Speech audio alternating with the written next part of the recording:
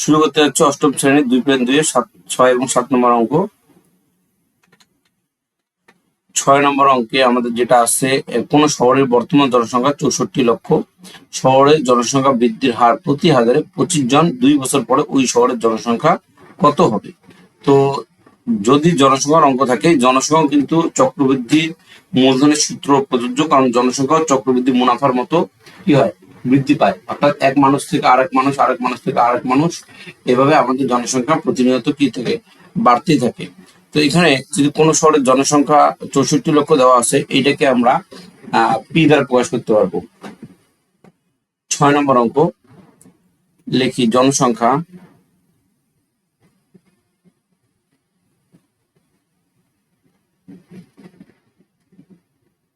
P সমান 64 লক্ষ। 64 লক্ষ জন। এরপরে বলছে জনসংখ্যা বৃদ্ধির হার।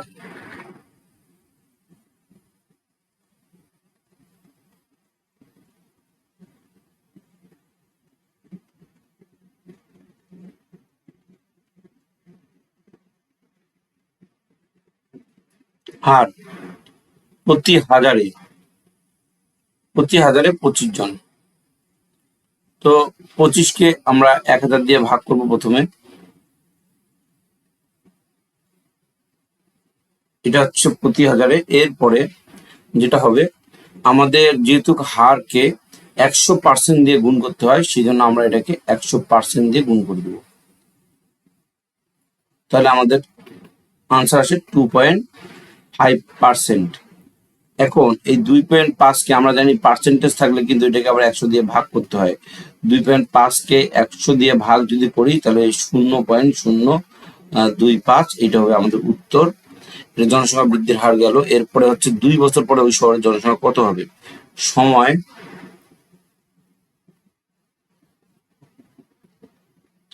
n সমান 2 বছর।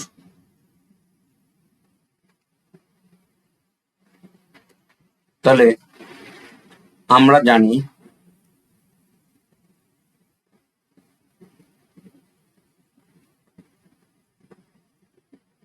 জনসংখ্যা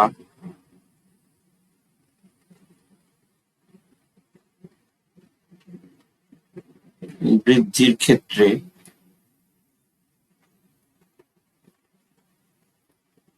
চক্রবৃদ্ধি মূলধনের সূত্র প্রযোজ্য।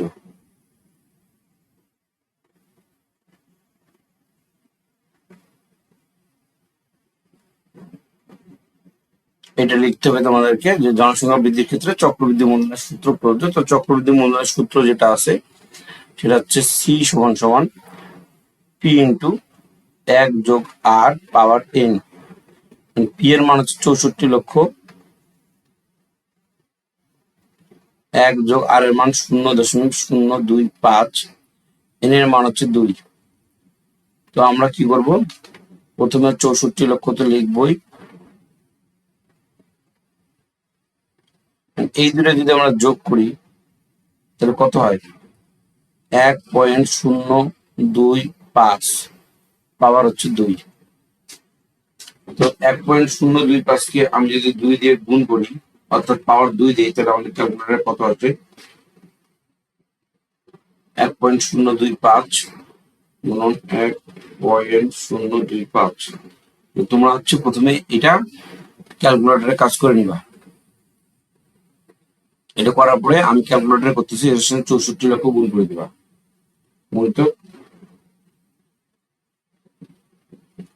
তাহলে 67,24,000 আসে আমাদের।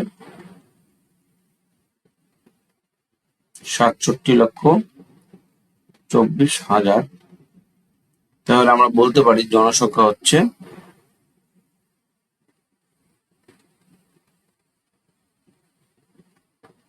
67,24,000 জন। এটা হচ্ছে আমাদের আনসার।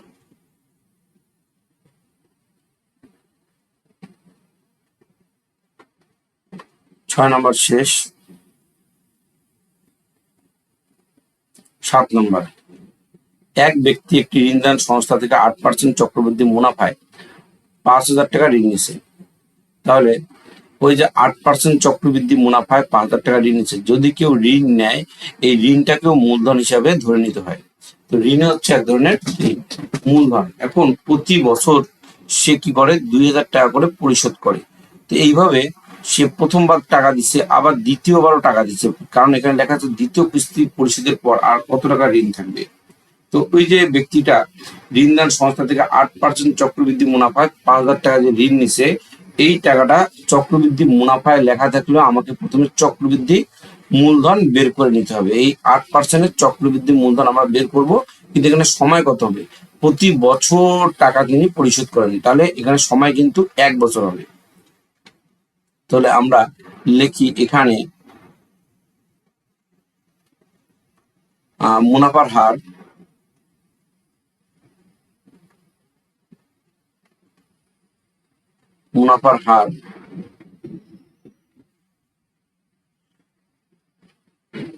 কমা দিয়ে আর লিখবা। তো 8% মানে কি, উপরে 8 নিচে 100। এই 8কে যদি আমরা 100 দিয়ে ভাগ করি তাহলে কত হবে, 0.08। এটা হচ্ছে আমাদের মুনাফার হার। এরপরে বলছে 5,000 টাকা ঋণ নিলেন। এই 5,000 টাকা যদি কেউ ঋণ নেয় বা কোথাও বিনিয়োগ করে সেগুলোকে মূলধন হিসেবে ধরে নিতে হয়। তাহলে মূলধন পি সমান সমান 5,000 টাকা।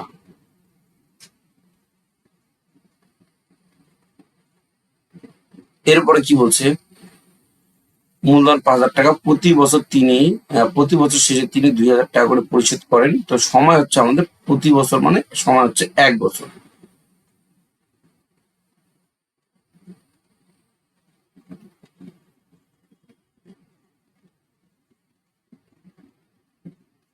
সময় আমাদের 1 বছর।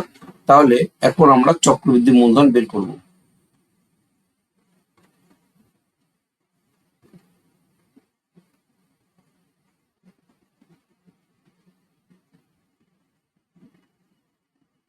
সি সমান পি ইন্টু 1 যোগ আর পাওয়ার এন। পি এর মান হচ্ছে 5,000, 1 যোগ আর এর মান 0.08 পাওয়ার এন। পাওয়ার এন এর মান কত, পাওয়ার এন এর মান হচ্ছে 1। এখন 5,000-এর সাথে আমি যদি এটা গুণ করি 1.08, তাহলে আমরা কত পাবো, 5,400 টাকা পাবো। তাহলে আমি দেখো ভালো করে বুঝি, আমরা হচ্ছে 5,000 টাকা প্রথমে ঋণ নিছি, 1 বছর পরে ওই লোকটা চক্রবৃদ্ধি হারে আমার কাছে টাকা নিবে 5,400 টাকা, মানে সুদ সহ বা মুনাফা সহ ও আমার কাছে 5,400 টাকা নিবে। এখন আমার প্রথম দায়িত্ব হলো প্রতি বছর বছর যে আমি চুক্তি করছি যে আমি প্রতি বছর শেষে 2,000 টাকা পরিশোধ করব। তাহলে প্রতি বছর শেষে যে 2,000 টাকা করে পরিশোধ করবে, তাহলে আমি এখন প্রথম বছরের টাকাটা পরিশোধ করে দিই। তাহলে প্রথম কিস্তি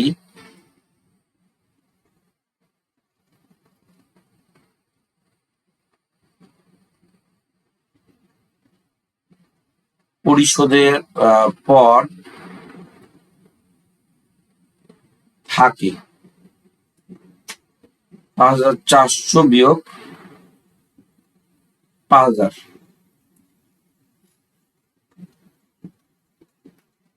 টাকা। তাহলে সরি, প্রথম কিস্তি তো আমি 2,000 টাকা শোধ করি, তাই না? প্রতি বছর শেষে আমরা কত টাকা করে শোধ করি, এখানে লেখাই কিন্তু আছে, দেখো প্রতি বছর শেষে তিনি 2,000 টাকা করে পরিশোধ করেন।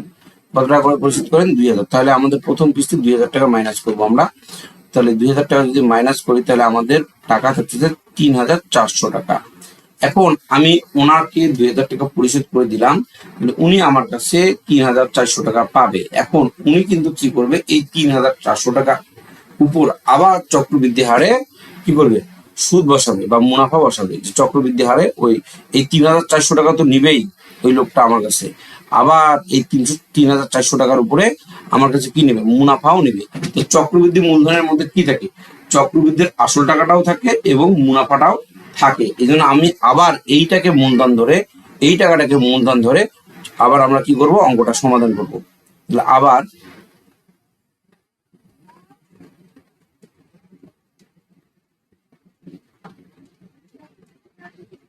চক্রবৃদ্ধি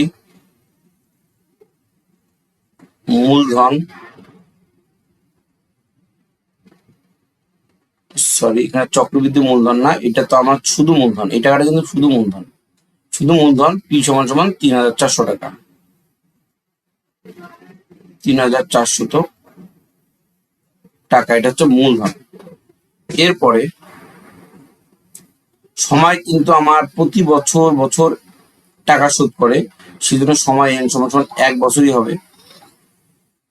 আবার মুনাফার হার আমাদের 8% যেটা ছিল ওটাই থাকবে। মুনাফার হার আর সমান সমান 8%। 8% মানে কি? উপরে 8, নিচে 100, তাহলে 0.08, এটা হচ্ছে আমাদের মুনাফার হার। এখন কথা হইলো, আমাদের বলছে দ্বিতীয় কিস্তি সময়, আবার কেউ ভুল করে দ্বিতীয় 2 ধরিও না, এখানে 2 না, প্রতি বছর কিন্তু টাকা শোধ করে, সেজন্য সময় একই হবে। দ্বিতীয় কিস্তি পরিশোধের পরে কত টাকা ঋণ থাকবে। তো আমি আগে চক্রবৃদ্ধি মূলধনটা বের করে নিব। চক্রবৃদ্ধি মূলধনের মধ্যে কি থাকে? মূলধন এবং আসল দুটাই থাকে। অতএব চক্রবৃদ্ধি মূলধন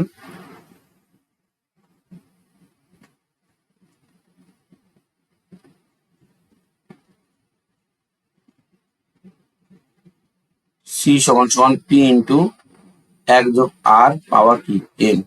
তাহলে পি এর মান কত? পি এর মান হচ্ছে 3,400।